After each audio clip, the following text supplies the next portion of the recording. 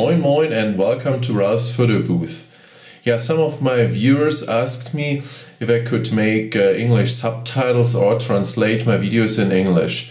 Subtitles are very complicated and take a lot of time, so I decided to try it in English. But excuse my English is not so good, and so I try my best, but excuse some mistakes and spelling problems. So today I want to show you the Fujifilm X-E1 system camera with interchangeable lenses.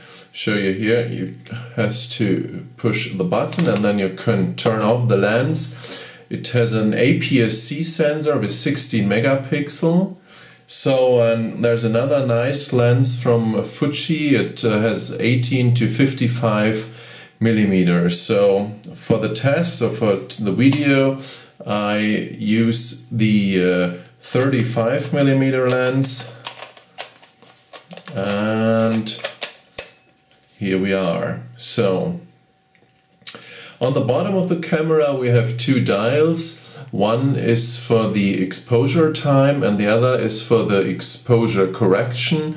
You can turn here, I turn it on 0. So, and here we have the button to turn on and off the camera, and a function button you can customize in the menu. So I start the camera, put it to on. So, and here we are.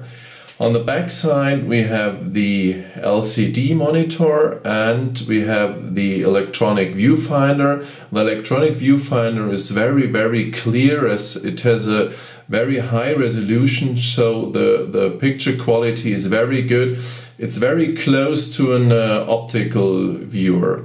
So you can change if you want to see it on the LCD monitor or on the viewfinder. You can push this button and you have the choice between changing with the button, or you can put it with the eye sensor. So if your eyes come to the electronic viewfinder, the camera change automatically. So I put it now on the LCD monitor because I want to show you some menus and some points on the camera. So on the front we have a dial here close to the lens, and there you can change between the focus methods. There's single autofocus, continuous autofocus and manual focusing.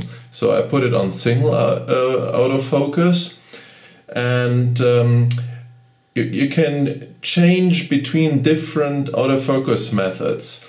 So the fastest way to change things in the settings of the camera is here, the quick menu button. So if you press the quick menu button, you have the most important things you can change in the LCD monitor, and you can move to the point you want to change with a 4-way thing here. And so you can change the autofocus method here, and if you want to change, it's very easy because you have a dial here on top of the camera and you can change between different methods. I take this one because I want to show you how it works if you want to put the autofocus point to a certain point in the picture. So press the Q button again, and here we have the picture. So on this side you have the AF for autofocusing button, and if you press it you will see these small green thing here in the middle, and you can put it anywhere you want. So if you want to get the autofocus point here, you can move it to any point in the picture.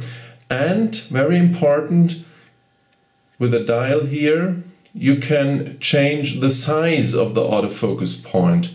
So that's very good, because if you want to have only a very small point for autofocusing, you can change it and it works very exactly. So another press on the AF button and you see there we have the point, and if I press the release button, you will see the camera will start focusing to this point. It's a little bit dark in my room here, but now we've got it, and you see there's the autofocus point. Another very, very interesting point of the Fujifilm X-E1, and I think it's the only camera who can do this, is you will see the depth of field if you press the shutter button slightly down. So you see my face now is not sharp, and the background where the autofocusing point is sharp. If I change, you see here I work with f2.5. If I change now to a higher value, let me see, I can change to like 16, and now I do the same again. You see there's the autofocus point, and when I press the the release button, you see now the depth of field is so large that my face is sharp too. So that's one of the big advantages of the Fujifilm X-E1. You can see the depth of field directly just before you take the pictures, and the camera is not, the LCD is not going dark. If you know from other cameras, if you put the button for the to close the focus, you will see that the picture gets very, very dark. So that's the big advantage of the Fuji X-E1. The picture will be clear, and you have a very, very good control of the depth of field. Another way for focusing is the manual focus. Just turn this wheel, oops, here we are on manual focusing. So, and the same as the autofocus, you have the small thing here, and you can move it around by just pressing the EF button, and then you can put it anywhere you want. So if you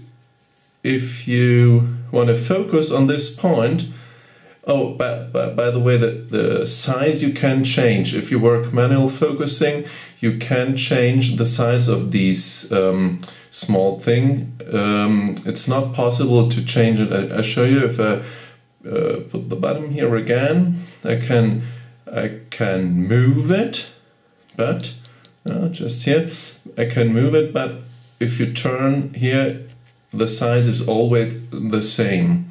So now I press the AF, and you see here we are. And now you wanna focus. And if you want to see this point very big, you only have to press here, and you see, oops, a little bit difficult here in my office to find a point. Just a second. So let me see. I wanna move the focus point. Just a second, please. So now here we are with a focus point.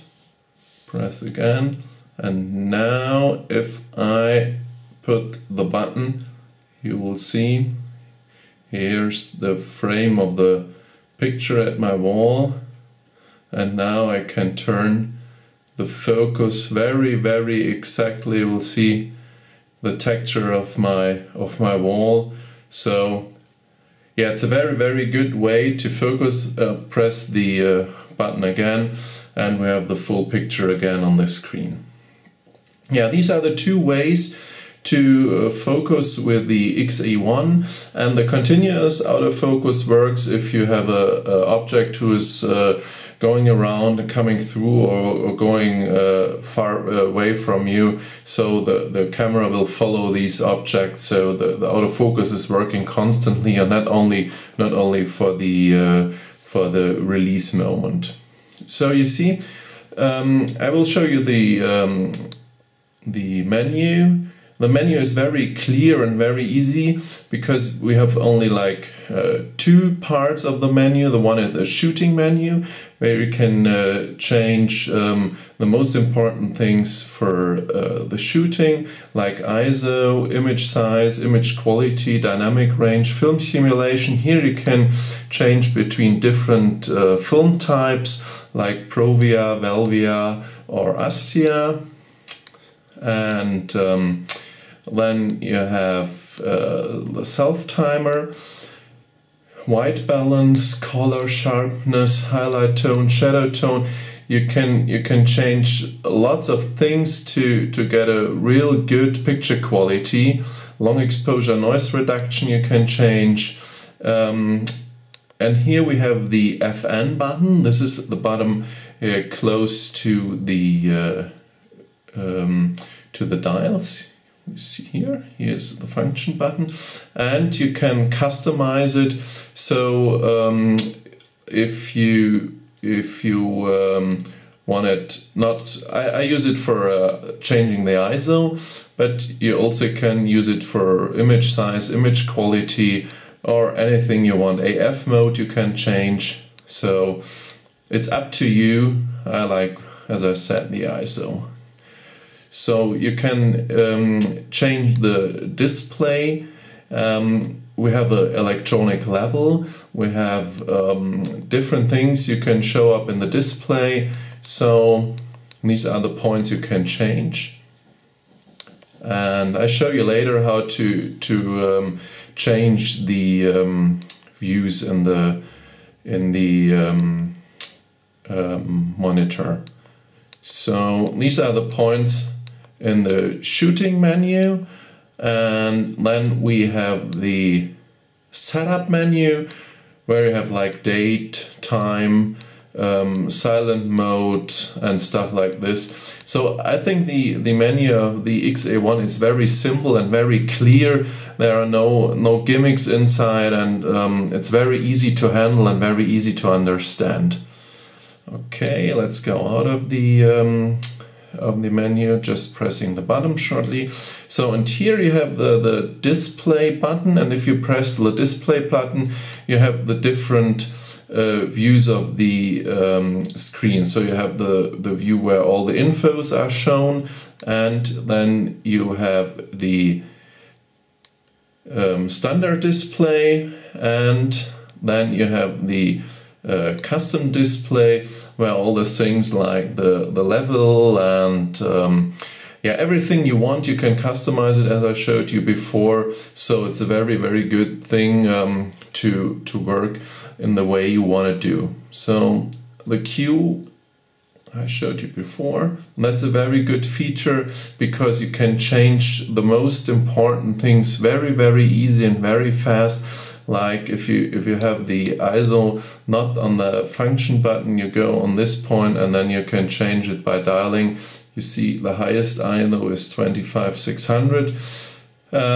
So it's a very easy way to change the different settings of the camera.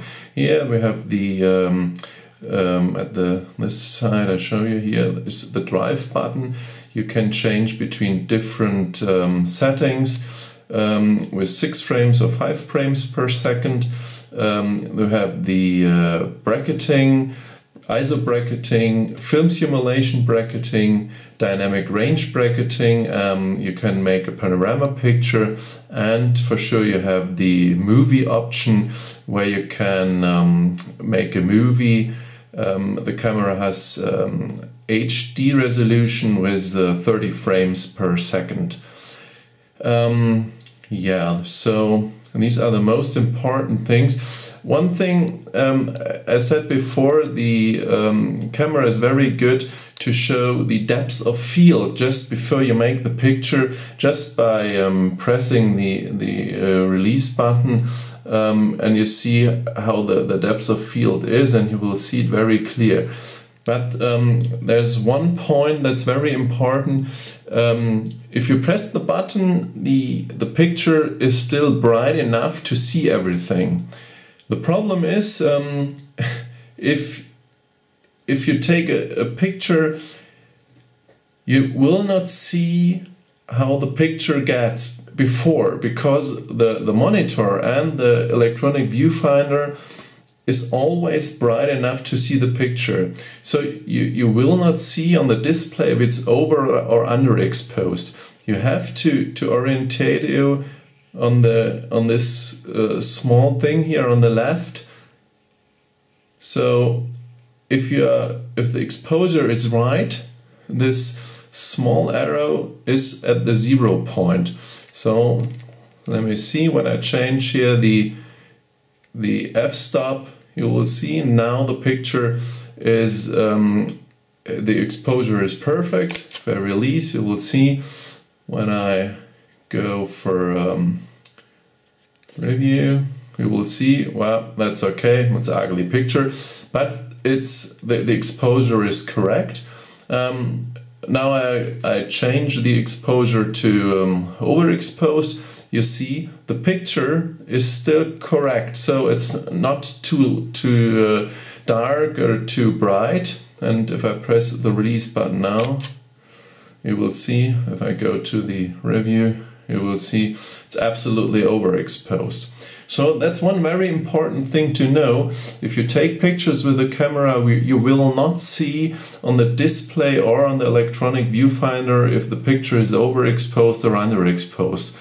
After you have made the shot, you will see it in the review, but not before. But on the other hand, you have the advantage that you see the depths of field. So I think the better way is to see the depths of field on a bright viewfinder instead of it's going dark and you only can imagine where the depths of field in your picture is. So the picture quality of the X-E1 is very, very good, even on high ISO values like 6400 or higher. You can see some pictures on my Flickr account. In the comments of my YouTube video, you will see the links to my Flickr account.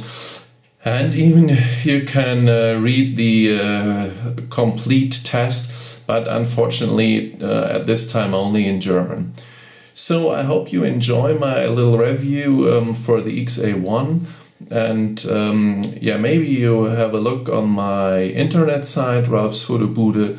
The links are always in the comment of the YouTube video. Yeah, thanks for viewing my short video, and yeah, moin moin.